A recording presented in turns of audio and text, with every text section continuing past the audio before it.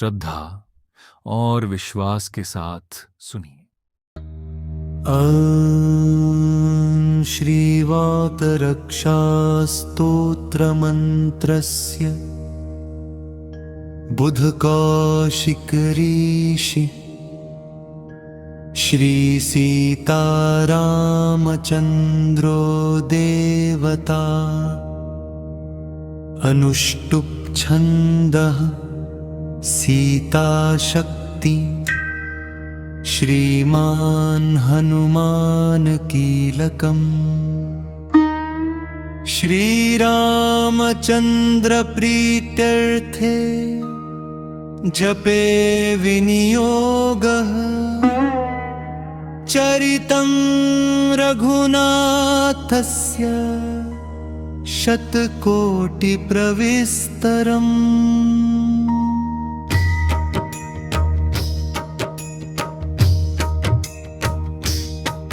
एकैकमक्षरं पुंसां महापातकनाशनं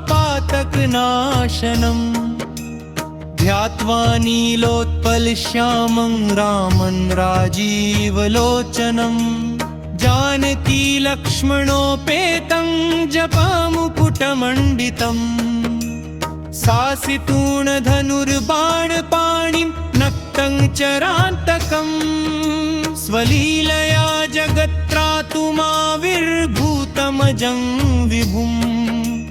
राम रक्षां पठे प्राज्ञा पापघ्निं सर्वकामदां शिरो मे राघव पातु भालं दशरथात्मजः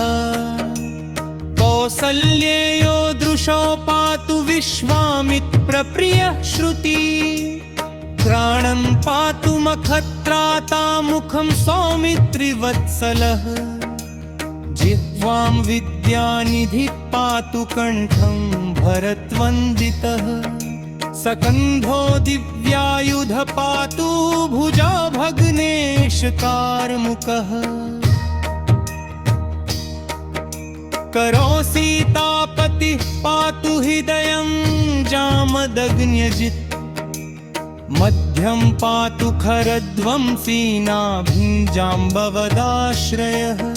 सुग्रीवेशः कटी पातु सखिनी हनुमत्प्रभुः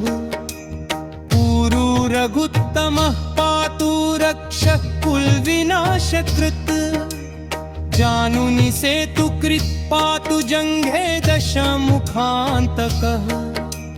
पादौ विभीषणश्रीदः पातु रामोऽखिलं वपुः पेतारां बलोपेतां रक्षाम्यः सुकृती पठे सचिरायुः सुखी पुत्री विजयी विनयी भवेत् पातालभूतलव्योमचारिणश्छद्मचारिणः न द्रष्टुमपि शक्तास्ते रक्षितं रामनामभिः रामेति रामभद्रेति रामचन्द्रेति वा स्मरन् नरो न लिप्यते पापे भुक्तिं मुक्तिं च विन्दति।